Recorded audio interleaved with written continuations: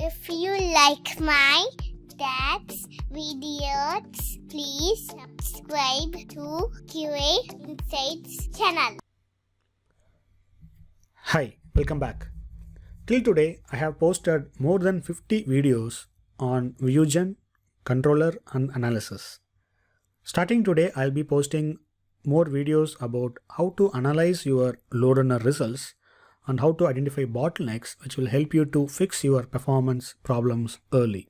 Many people will be good in scripting and maintaining the environment or collecting the results, etc. But they might miss some of the important metrics, or they might not be able to correlate which graphs to merge to identify the bottlenecks. So for those, these series will be very helpful, I suppose, because I'll be sharing my experience, how I'll be doing my analysis for my projects which I have worked on.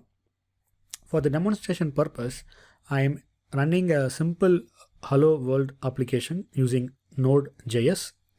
As you see in the screen, I have started the node, which is hello.js, which will print the hello world in the HTML. So go to your Firefox. So I'll be posting how to run the Node.js in a separate video. You can check it out later. So this is what it will print when I invoke the Node.js application. So I have simulated, copy and pasted many hello world so that I can have some response time lag when it started loading. And if you go to my simple script, so I'm just opening my VueGen. So here right click, sorry, not here, in the design tab, right clicking here, which will go to details, and here we can click on the view script. So this will open the script in the VueGen. So this is a very pretty simple script where it has one web bridge find and also one web custom request, which is invoking the local host. And there is a think time of 5 seconds, and there is a transactions covered by 01_launch. And when it comes to runtime settings, so I'll just go through very high level stuff. So run logic is 1, number of iterations is 1, and pacing is random, the delay of 2 to 5 seconds. And log I have disabled it, and think time I am using the random percentage of the recorded think time, 50 to 150%. And miscellaneous is I have unchecked these both option, and I'm running VUser as a thread. And that's it, I believe. Proxy, nothing. Preferences here, hits per second, HTTP, you can see HTTP2 features. And when it comes to proxy, there is nothing in proxy. We are using the default HTTP proxy settings, so nothing to worry about here. Browser simulation, I'm simulating the browser cache and simulating the new user on each iteration. So this is my settings, and in the controller, what I'm doing is I'm going to inject 50 virtual users. That is the max I can do locally. And for every 15 seconds, it will inject 5 VUsers, as you see in the screen. So totally it will take around 2 minutes, 10 seconds, 2 minutes, 15 seconds to inject all 50 virtual users. And it will run for around 10 minutes. And then it will shut down all the VUsers simultaneously or concurrently. I think it is simultaneously. And I have executed this for the complete duration of around 6 seconds. And total hits achieved was around 7.6, and past transaction is 3640, and there are no failures, and errors are due to my CPU because my local laptop is not power enough to for the controller. And this is some warning message, you can ignore this. So basically there is no errors, or there is no failed transactions. So as of now you can ignore this, but in the real world, make sure that you're not getting this CPU usage of the controller or load generator. And this is my analysis file, and here you can see the maximum running users around 50, and total hits is 3640, and average hits is 9.9, and the transaction name is 01_launch, and the minimum response time is 0.1, average is 4 seconds, maximum is 11 seconds, and 90% percentile is 5.55 seconds. So in this case, I'm going with 95th percentile because I want to have more confidence on the environment. So I always go with 95 percentile. Some companies, they will go for 99 or 90. So 95 is not bad percentile actually. And it is 6.72 seconds for this simple HTML page to load when the 50 concurrent simultaneous users are accessing it.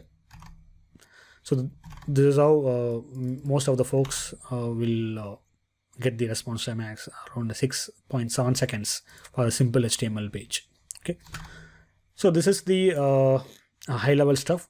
And one more thing is there are a lot of processes might be running in my system. There might be a lot of Windows services or background processes and some software background installation, something might go. So that is why that CPU is bumping up to 80%. So please ignore that. But as I said, in the real world, you should not get the CPU utilization more than 80% when you're running your actual performance testing in the load generators. So try to avoid that. If you're getting it, please stop the script and continue afresh. Add more LGs basically if you have infrastructure. Otherwise, you need to tweak your runtime settings and the code. Okay, now, so as you know, by default, it will create 5 different graphs: running users, hits per second, throughput, transaction summary, and average transaction response time. So my first step in analysis is I'll be comparing the users and hits per second just to see whether increase in the running users, is there any impact in the hits per second. So that is the first step I'll be doing. So to merge, right click on the running users and click on merge graphs and select hits per second from the drop down and leave it default other stuff and click on OK.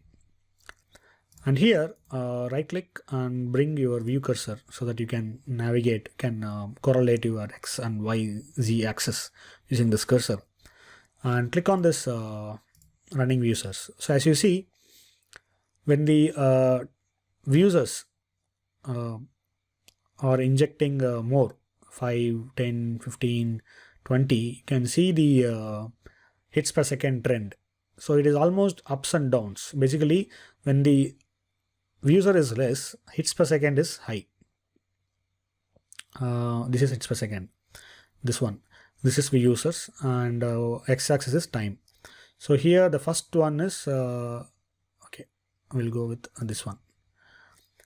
Okay, 15. I guess the first one, right?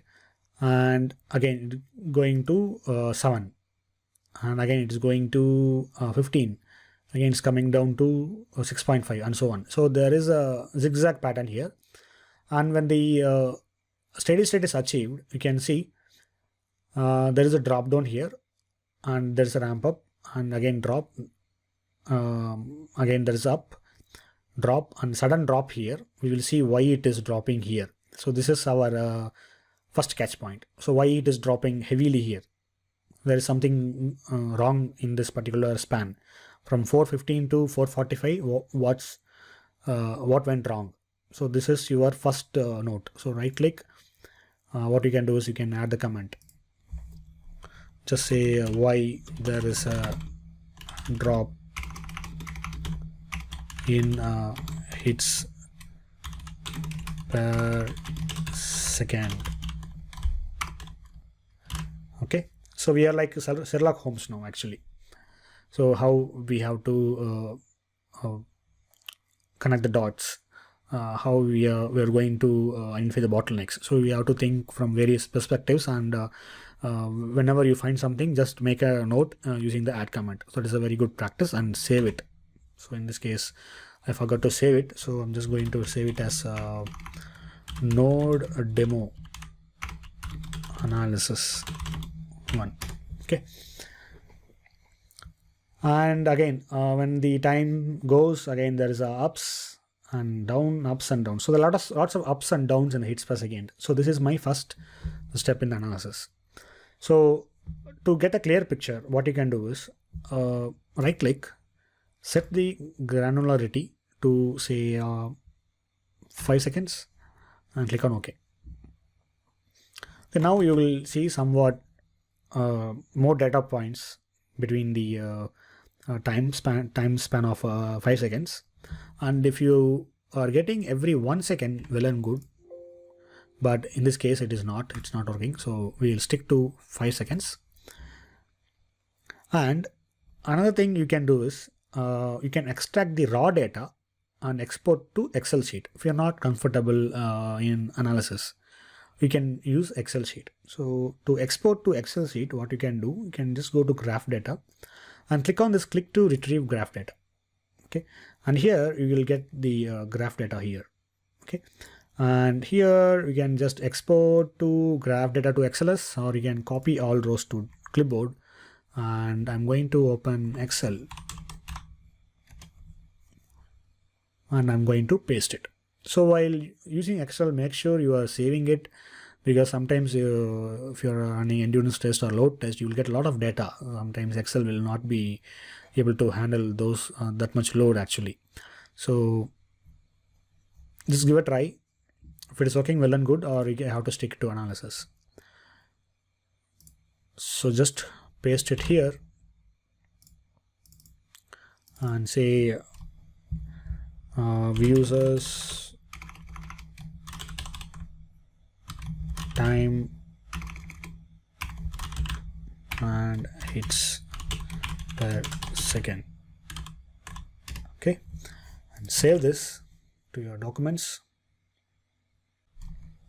Node.js node demo analysis 1.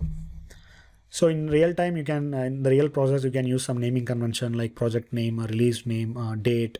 So you can use based on your convenient. Okay, now we have 3 columns, A, B, C, which has time, users, and hits per second respectively. And if you want to plot a graph, you can do it. So just select all, insert recommended charts. So I'm going with this scatter chart, because it gives you some clear picture about the hits per second and the users and the time. So I'm just going to select this scatter chart. I'm going to click on OK. Okay, now we can see the blue dots are the running users. So starting from this point to this point here, which is steady state. And here there is a trend in the hits per second. So maximum it is going up to 19.2. So that's the maximum. Okay, and minimum is around you can say this one. So around 2.8, and here it is 0. Don't consider this. It is 0, 2.8. Okay, so this is how you will plot the graph in the Excel sheet. So my key takeaway is the hits per second is dropping here, somewhere here, and we need to investigate why. So that is the key takeaway from this run. Okay, so in next video we will go to the next step, how we will be proceeding with the analysis so that we can identify the bottleneck. So thanks for watching. If you have time, please feel free to go to my next lecture, and please subscribe to QA Insights. Thanks for watching again. Have a great day. If you like my dad's videos, please subscribe to QA Insights channel.